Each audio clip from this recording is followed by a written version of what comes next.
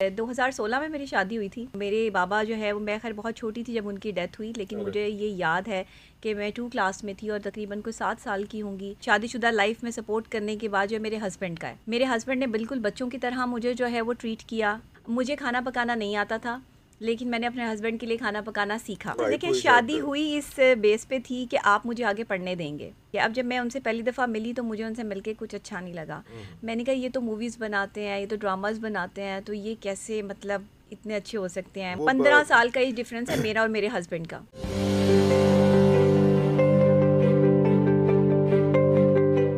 कि जो हमें बताने जा रही है इन सब मैरिटल डिसऑर्डर्स पे, उसकी अपनी लाइफ क्या है। तो would you, if you don't mind, would you like to explain क्यों दैट? नहीं। और जब मैं अगर रिलेशनशिप की बात कर रही हूँ तो जाहिर है मैंने इस रिलेशनशिप को जिया होगा।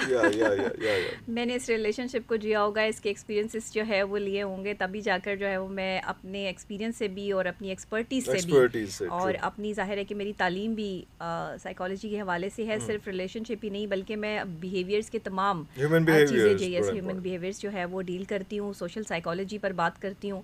तो मैं तमाम तर जो है वो रिश्तों के हवाले से बड़ा कॉन्शियस भी हूँ और अपनी लाइफ में बहुत केयरफुल भी हूँ।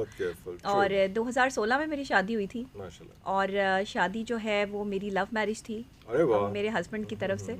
और हाँ, ये क्या होता है मैं बताती हूँ। असल में बच्ची थी, मैं छोटी थी, पढ़ाई कर रही थी, अभी स्टडीज़ कर रही थी, और काफ़ी हद तक मेरे जो है वो MS तो खैर कंप्लीट हो चुकी थी, MSc तो मैंने कर ली थी, लेकिन उसके बाद की सारी तालीम जो है मैंने शादी के बाद हासिल की है। तो फिर मैं जो है वो बच्चा भी है माशाल्लाह, मेरा 5 साल का एक बेटा है। और शादीशुदा लाइफ मेरी बहुत अच्छी गुजरी शुरू के दिनों में, क्योंकि ज़ाहिर है उम्र इतनी ज़्यादा नहीं थी, समझदार नहीं थी और आपको इतनी समझ नहीं थी, लेकिन उसके बावजूद भी अल्लाह ने वो फ़हम फ़रासत से नवाजा हुआ था कि माँ की तरबियत साथ थी। माँ को देखा था कि वो अपने घर को कैसे सलीके तरीके से रखती हैं, अपनी अम्मी को देखा था कि वो कितना कम बोलती हैं और कितना शाइस्तगी के साथ उनकी जो है वो मामलात हैं अपने जो है वो हस्बैंड के साथ, मेरे वालिद साहब के साथ उनका ताल्लुक़ जो है वो कैसा रहा। बड़ा वो जो है वो उनकी शाना बशाना चलती थी। और मेरे वालिद साहब के जो है वो ज़िंदगी में एक दफ़ा बड़ा क्राइसिस का टाइम था, हम बहुत छोटे थे, तो वो उन्होंने जिस तरीके से गुजारा और उनका साथ दिया। तो मेरे बाबा जो है वो, मैं खैर बहुत छोटी थी जब उनकी डेथ हुई, लेकिन मुझे ये याद है कि मैं 2 क्लास में थी और तकरीबन कोई 7 साल की होंगी। और 7 साल का बच्चा जो है वो अच्छा खासा समझदार होता है, उसको समझ होती है सारी बातों की। तो हमेशा ये कहते थे कि तुम्हारी माँ जैसी माँ जो है ना वो दुनिया में कोई नहीं हो सकती, कि वो बड़ी तारीफ़ करते थे। और मेरे वालिद साहब भी दुनिया के इंतहाई खूबसूरत तरीन और ज़हीन तरीन इंसानों में से एक, और उन्होंने हमेशा लोगों की खिदमत की। और लोगों की खिदमत का ये हाल था कि अगर रात के 3 बजे भी कोई दरवाज़ा पे आता था ना, तो उसको अगर कोई पुलिस का मसला है, किसी चीज़ का मसला है, तो वो उसके लिए खड़े हो जाते थे। शायद ये चीज़ मुझ में वहाँ से आई कि खिदमत खल्क का जज्बा लेकर भी मैं जो है वो काम कर रही हूँ अल्हम्दुलिल्लाह एज़ अ सोशल एक्टिविस्ट भी। तो वालदा की तरबियत के बाद जो है वो सबसे बड़ा हाथ मेरी ज़िंदगी में मुझे खुश करने में और मुझे जो है वो शादीशुदा लाइफ में सपोर्ट करने के बाद जो मेरे हस्बैंड का है। मेरे हस्बैंड ने बिल्कुल बच्चों की तरह मुझे जो है वो ट्रीट किया। उन्होंने कभी मुझसे ऊंची आवाज़ से बात नहीं की, ना मैंने कभी की। और हमेशा मेरे और उनके दरमियान में जब जुमलों का तबादला हुआ तो उसमें तुम नहीं था, तू भी नहीं था, आप था। वो रिस्पेक्ट और इंटेग्रिटी जो थी वो एग्जैक्टली मतलब मैंने कभी अपने घर में जो है वो अपने शौहर की ज़ुबान से ये नहीं सुना कि नबीहा तुम मुझे एक गिलास पानी पिला दो, नबीहा अगर आप जो है वो फ्री हैं तो मुझे एक गिलास पानी चाहिए, पिला दो का लफ्ज़ भी नहीं कहा। और अगर वो कोशिश करते थे कि वो खुद अपने काम कर लें, लेकिन मेरी कोशिश ये होती थी कि वो मुझे कहें, और मुझे उनके कहने से पहले पता होता था कि इन्हें क्या चाहिए, और उन्हें ये समझ नहीं आती थी कि इसको कैसे पता चल जाता है कि मुझे क्या चाहिए, क्योंकि मेरा फोकस अपने शौहर पर था। और मैं ये समझती थी कि मेरे शौहर को मुझसे खुश होना चाहिए, तो अगर इनको खुश होना चाहिए तो फिर इनकी खुशी के लिए मैं क्या क्या कर सकती हूँ। मुझे खाना पकाना नहीं आता था, लेकिन मैंने अपने हस्बैंड के लिए खाना पकाना सीखा। मुझे ससुराल के मामला, मैं चिकन कढ़ाई और बिरयानी बहुत अच्छी बना लेती हूँ। शामी कबाब भी बना लेती हूँ। तो आज मेरे बच्चे को मेरे हाथ का खाना बहुत पसंद है। वो कहता है कि मैं जब भी मेरी ऑफ होती है या वैसे भी सुबह मैं डेली अपनी मम्मा को नाश्ता अपने हाथों से करवाती हूँ। उनका और मेरा नाश्ता जो है वो मैं खुद बनाती हूँ। चाय अगर घर में बनती है तो वो भी मैं खुद बनाती हूँ। जब मैं अपने काम से फ्री होकर घर जाती हूँ तो मैं चाय भी खुद बनाती हूँ, मतलब मैं घर के काम भी करती हूँ, सफाई सुथराई भी कर लेती हूँ। अगर काम वाली नहीं आती तो मुझे इसमें कोई हेजिटेशन नहीं है। मैंने हर चीज़ जो है वो सीखी अपने शौहर की खुशी के लिए, कि इनको ये ना लगे कि मैं एक मीडिया पर्सन हूँ। आपने स्पेशलाइजेशन जो है वो आपने शादी के जी शादी के बाद की, जी बिल्कुल। अच्छा, शादी के बाद की। और क्या वाज इट अ कॉन्ट्रैक्ट कि नहीं मैं करनी है, क्योंकि जब अच्छा, लव मैरिज में तो हाँ। कहते हैं बस फुल स्टॉप लग गया हूं मैं। अच्छा देखिए, शादी हुई इस बेस पे थी कि आप मुझे आगे पढ़ने देंगे और मैं पढ़ूंगी। बेस हुई, लड़कियां तो कहती हैं कि शादी जान छुटे पढ़ाई, तो तुसी कहने कि मैं नहीं, बड़ी मैं पढ़ाकू सी बच्ची थी हमेशा। मैंने मैट्रिक में भी टॉप किया, मैंने आगे BFSC में भी, और जो है वो अप्लाइड साइकोलॉजी में जब BSc की उसमें भी टॉप किया।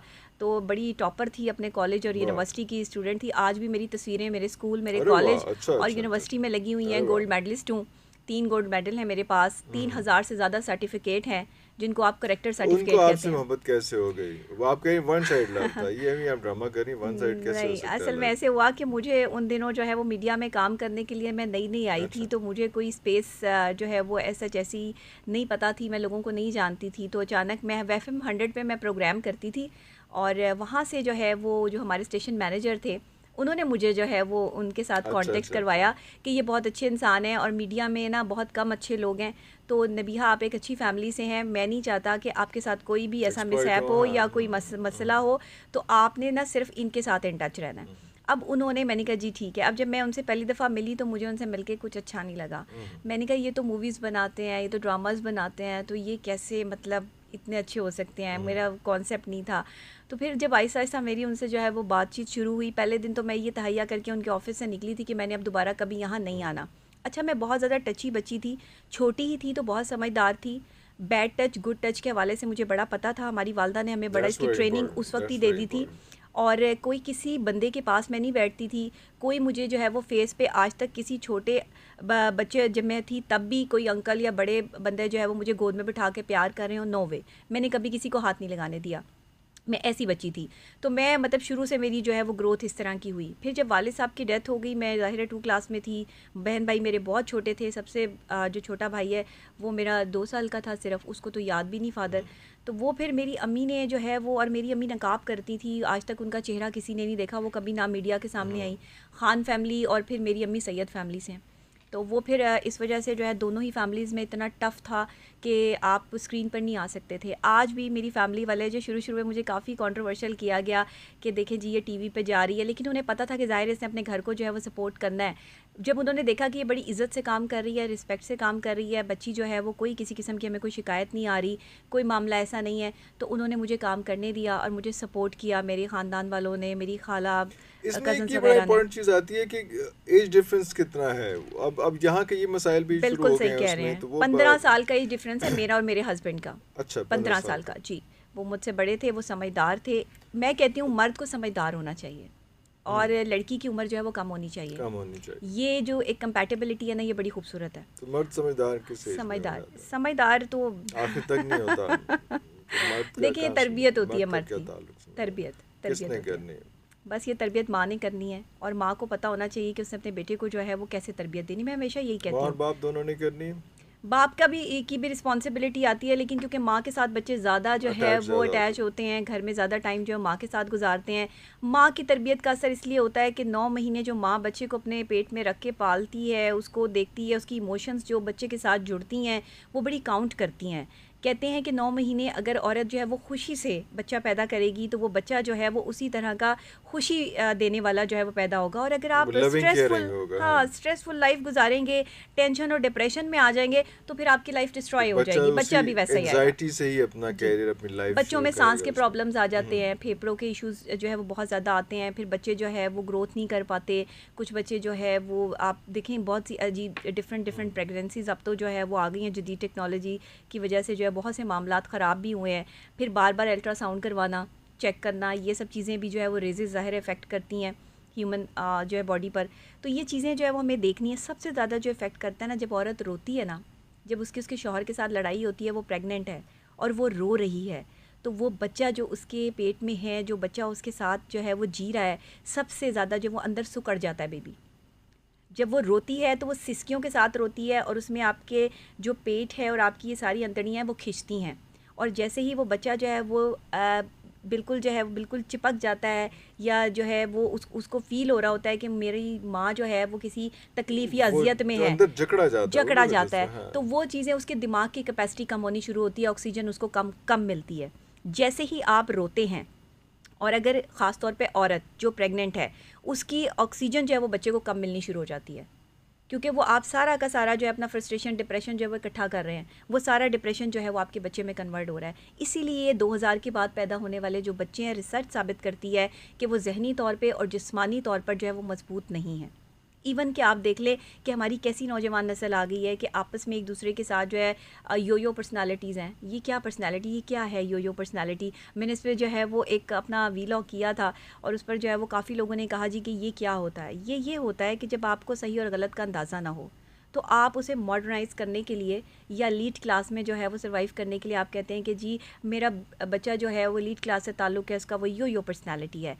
ये कोई पर्सनालिटी नहीं है। आपने इसका ये डिसऑर्डर है कि जिसमें आपका बच्चा जो है वो मेंटली डिस्टर्ब है, उसके पास रास्ता नहीं कि वो क्या करे, उसके पास तालीम हासिल करने का जो है वो आपने उसको ज़रिया तो दे दिया, लेकिन उसने अपनी ज़िंदगी कैसे गुजारनी है आपने उसे दायरे से बाहर नहीं निकलने दिया। माँ बाप का बड़ा अमल दखल है।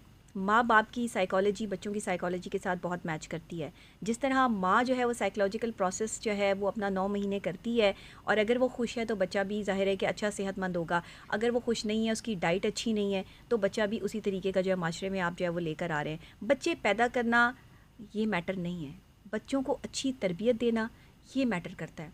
हमारे पाकिस्तान की औरतों को जब ये बात समझ आ जाएगी ना, मियाँ से लड़ती हैं और लड़ने के बाद जो है वो फिर जब सुलह होती है तो फिर एक नया प्रोसेस जो है वो स्टार्ट हो जाता है। अब ये जो रूठने और मनाने का चक्कर है, इसमें उस जान का क्या कसूर है जिसको आप इस दुनिया में लेकर आ रहे हैं? आप ये तो सोचो कि आप कर क्या रहे हो। आप ये तो सोचो कि अगर आपके बच्चे पहले से 3-4 बच्चे हैं, 5-5, 6-6 बच्चे हैं यहाँ पे पाकिस्तान में लोगों के, आप बाहर की कंट्रीज़ में देखें और लोगों को देखें, वो अपनी जो है वो लाइफ के मुताबिक चादर को देख के पाँव फैलाते हैं। उन्होंने इस्लाम को फॉलो किया। इस्लाम कह रहा है कि बच्चों की अच्छी तरबियत करो। इस्लाम कह रहा है कि चादर को देख के पाँव फैलाओ। इस्लाम कह रहा है कनात शारी करें। आप जो है वो जितना खर्च करते हैं उससे अपना हाथ जो है वो थोड़ा हल्का रखें।